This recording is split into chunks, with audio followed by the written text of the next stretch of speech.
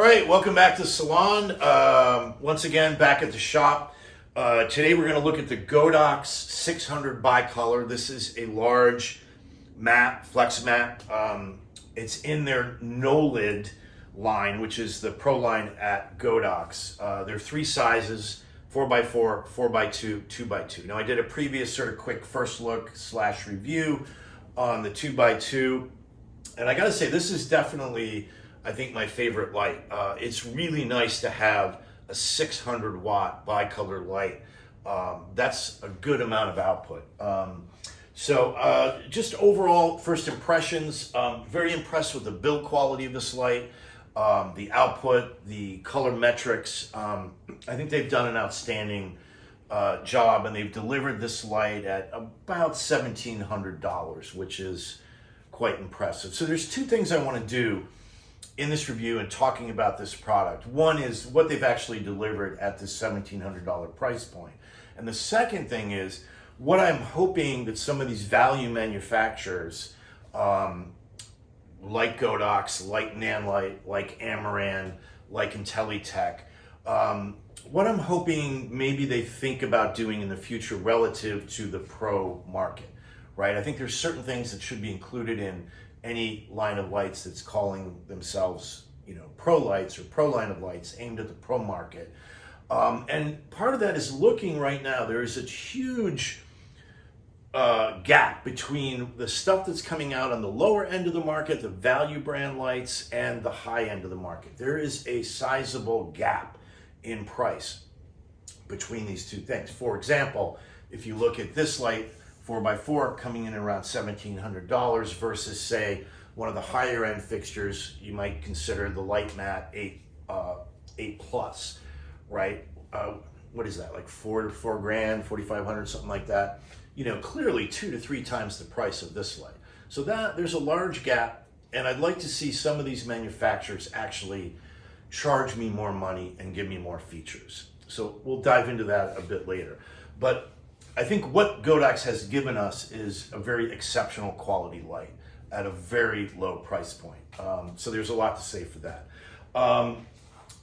The big claim to fame, I think, with this line of lights is the head is IP rated, right? This could be used in the rain or under a rain machine. It is completely IP rated, no problems at all using this in inclement weather, pouring rain, rain machines, etc. Now, it's important to point out that the ballast, which is quite robust and I think very well made, is not IP rated, not even a little bit. So this ballast has to be protected from the elements, from the rain, if you're going to use this head in the rain. And you can't run, there's not 100 feet of header cable, so you can't just put this inside somewhere.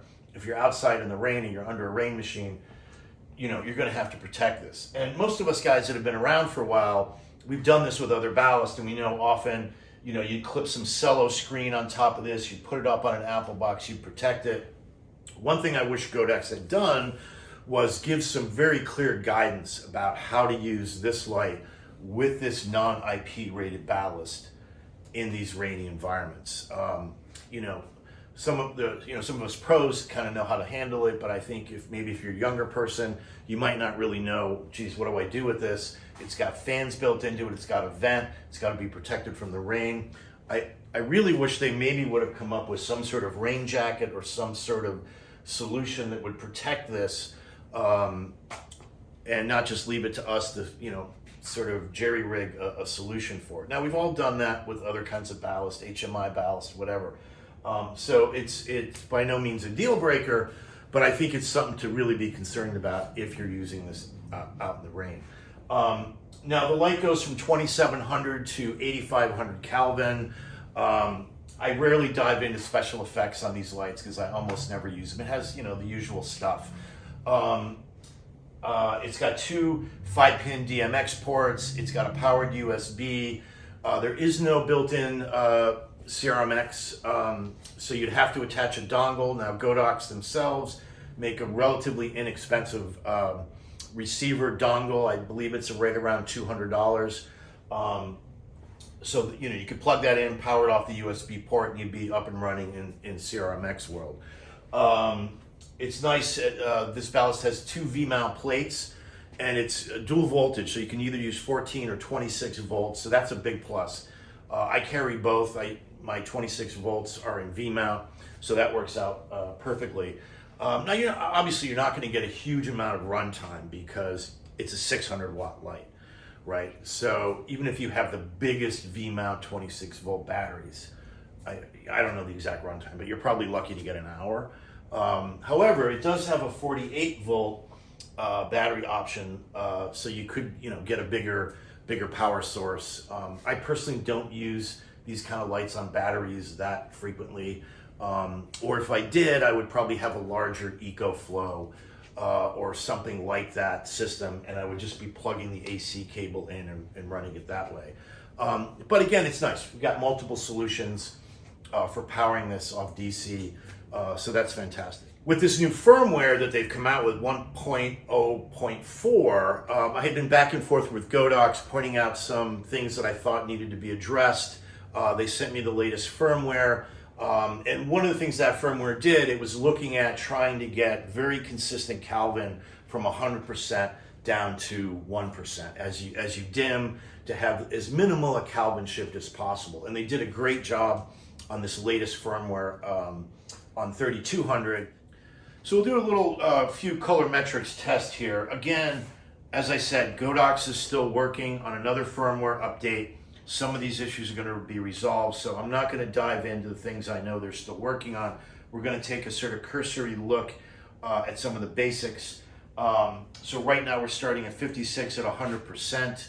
I am getting 5622, about 0.4 green, which means it's skewing just a tad bit magenta, but not even correctable. You couldn't even put 1/8 on this to correct it. That would overcorrect it.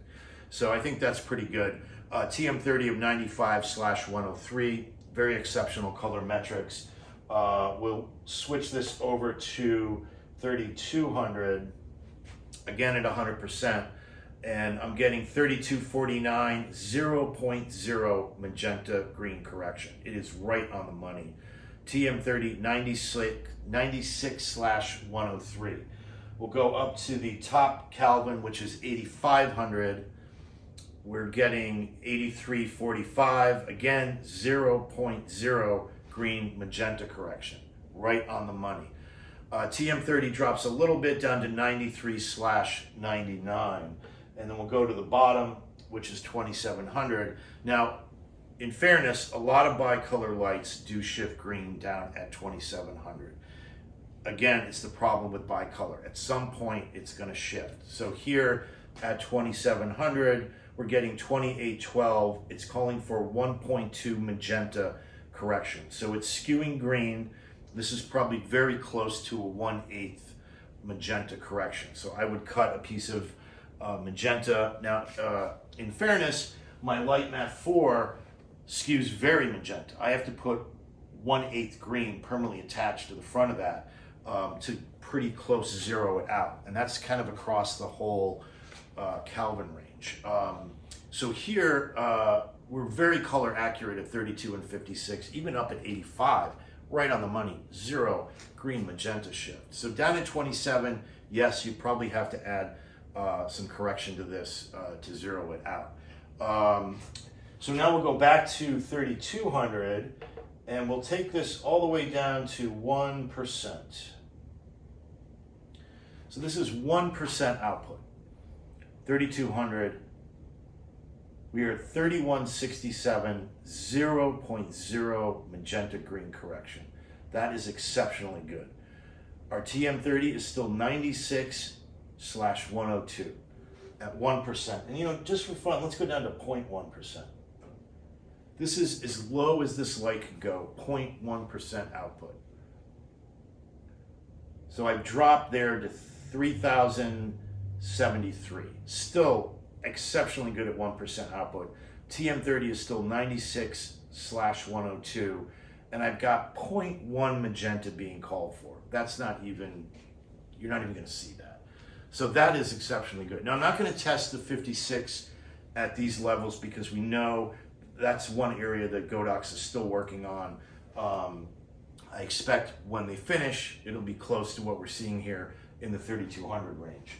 We'll take this at 1%. Oops, sorry. We'll go back to 1%, and we'll take it up to 8500 to see how well the highest Kelvin performs at a low output. I'm getting 80, 87, 0.0 correction. That's extraordinarily good. TM30 a little bit lower, 92/98, but not bad at all. I think that's very good. Again, so at 1% you would top out, because I'm maxed out at 8500 here. I'm getting about 8000 Kelvin. If we go to the other end, 27, now remember we were seeing that we needed a little bit of magenta correction because it was skewing green. So down at 1%, incredibly accurate on the Kelvin, 2738, and about the same amount of correction needed. And we still have a TM30 of 95/98. So overall, I'd say this light is performing exceptionally well across its entire intensity range. And you know, clearly that's what we need. I'm going to use this at 2%, 8%, 6%, as well as 100 or 90%. So I think all in all, this is an exceptionally good light. I think when Godox finishes their final firmware tweaks, the 56 range is going to be very close to the same as the 3200 range. So it's very much similar to other manufacturers' lights. You've got the skirt that velcros onto the back of the frame. It comes with a single diffusion. So in terms of the structure of the frame, this is very similar in a sense to what Intelitech's done. Now Intelitech used a tubular all-in-one design where it's sort of, you unlock it, the whole frame collapses, you expand it, you lock it into place, you're good to go. So Godox has gone with a square stock type frame, and you basically have a larger 4x4 piece, and that folds and then collapses, and the whole frame collapses down and fits in a bag this size, and the entire light packs into this case, which I think is remarkably compact. It's a very nice travel case, I think very well made. So you have a crossbar that you have to attach once you unfold the frame. The crossbar comes in two parts, a few thumb screws, you screw that together, and then it screws into the front of the frame, prevents the frame from folding or collapsing. And then you have two sliding plates. You slide these plates in, thumb screws, you tighten it down, and then the whole frame has rigidity.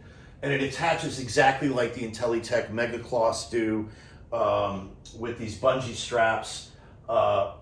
The frame velcros around the back, of course, and you're good to go. There were some complaints I heard about the decision on this back mounting pin.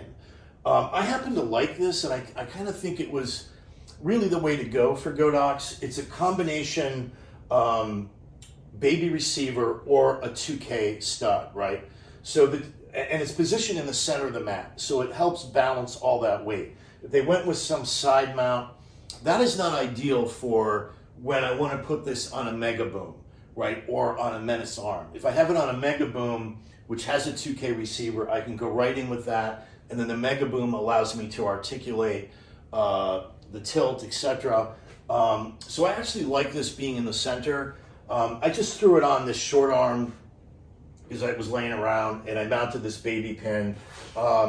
It's not a heavyweight light, but it does have some substance to it.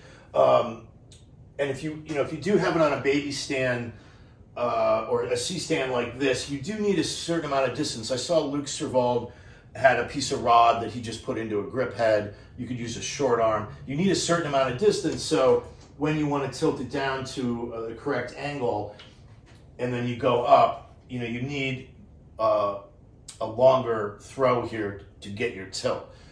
So there are a number of different configurations. I sort of wish they might have supplied some kind of articulating system to deal with this head in terms of the baby pin, but we got 1,000 ways to rig stuff like this. So I just did this for now. I'm sure there are better ways to do it. It works perfectly fine. And Luke had pointed out that there's a little bit of play here. You know, you could always run Velcro along the back side of this and put Velcro on the mat so you don't get any bow. But I found even when holding this, you know, not upside down, holding it overhead so it's hanging straight down, I wasn't seeing more than maybe an inch, maybe 2 inches of sag here. I don't think for me it's going to be a problem. Maybe if I get ambitious, I'll add some Velcro just so it's perfect. But it's bungeed in pretty tight, and I don't think there's that much play. So I think for me it's going to be a non-issue. So I think the frame design. Let me just tilt this back up. So I think the frame design is really quite good. I'm a fan of this. Now I had originally thought, wouldn't it be interesting if I could take this 4x4 mat and stick it on a regular grip blade frame, and maybe even keep it in my 4x4 cart on the truck. Couple issues when I started thinking that through. One is that this is not perfectly 48 by 48. It's like 47 and change. So if you put it on a blade frame, you could easily zip tie it or bungee it to a standard stock frame. However, this would not fit on a 48 frame. It's too small. So I think if you wanted to go that route, you'd probably need to make a custom blade frame that was exactly the dimensions of the mat, 47 and change square. And then you could zip tie it on, and then this OEM skirt would then fit on the frame, and then you'd have a blade frame you could stick in your 4x cart. But the header cable is permanently attached. It doesn't disconnect at the back. It's permanently attached, and you've got roughly a 5 or 6 foot header coming off. So you'd have to coil that up. That would have to live in your 4x cart. So I don't know if it's an ideal solution. I thought about doing it, but I kind of like this frame. And for me, you know, as an owner op, I'm doing jobs in my truck, yes, but I'm also doing van or car packages. So I'm inevitably going to have to pack it back into its travel case, throw it into the back of the van or the car or whatever. So for me, I don't know. You know, blade frame could work. If you're on a bigger truck or something, you could maybe figure out a way to deal with the cable issue. You might even be able to leave it on this frame potentially if you removed the pin on the back. I haven't explored that yet. It looks just like it's a hex key. Maybe that could be set up to be removed. I don't know. I haven't gone down that path yet. I think I'll likely stick with just the OEM build design, but it's a possibility. So all in all, I think this is a remarkable value. It's a very bright light. But I wanted to move into talking about this differential between low and high end stuff that's out there. If Godox had come to me when they were making this and said, hey, what would you like? You know, I would have probably said to them, or if they presented this at $1,700 as is, I would have said, why don't you charge me $2,500 or maybe even $2,750?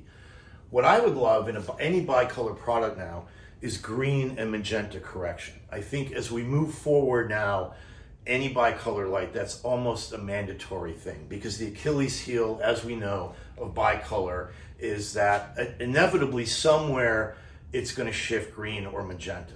It's just the nature of bicolor. It's not a Godox issue. It's not IntelliTech and the Namlight. It's just the nature of bicolor light. The engineers are going to set it up to be as color accurate at certain points, but inevitably somewhere at a certain Kelvin, at a certain percentage, it's going to shift green or magenta. Now I do see, if I go down to 2700, and this is very typical of a lot of bicolor lights, this does shift a little bit green. Oftentimes what I do with bicolor lights when I want to play lower Kelvins is I lay a sheet of half CTO and start there. And then I can have the ballast set to 3400 or 3600 but actually be down lower in 25, 26, 2700 range. So that's always an option with bicolor lights, and sometimes that's what I do. So just going back to talk about what I wish. So I wish it had green magenta correction. I would accept a little less output if it had, green and magenta emitters and gave me that color control capability. Because, We're always having to match different manufacturers' lights. We don't just have one product out that all skews the same. Sometimes they're under fluorescent lights or whatever that are skewing green. We want to add more green, et cetera, et cetera. So I think that would be something I would be willing to pay for. I think as we talk about pro line of lights, I really feel any pro light now must have CRMX built in, or at the very least, it should be an option at the time of purchase to be added. Now, I think IntelliTech has been doing that on the Mega Cloths. You can add that in as an option at the time of purchase and get CRMX built into the ballast, or if you don't need it, you can purchase it without it. That, I think, is a really, really smart idea. The other thing I think is if you're gonna make an IP rated head, the ballast should be IP rated as well. Now, I know why they did it. They did it to come in at the $1,700 price point. No question. So they were trying to give some flexibility, give the ability to use this in the rain. You can protect the ballast. Okay. I would have preferred, again, to spend more money and get a few more features. I'd like to CRMX built in. I'd like to see it have networking capabilities. They send this out at the $1,700 price with one diffusion. I personally feel any pro line of lights should have minimum 3 diffusions, very much like Light Gear does. Full grid, half grid, quarter grid, maybe you do magic, half grid, quarter grid, something like that I think should be included.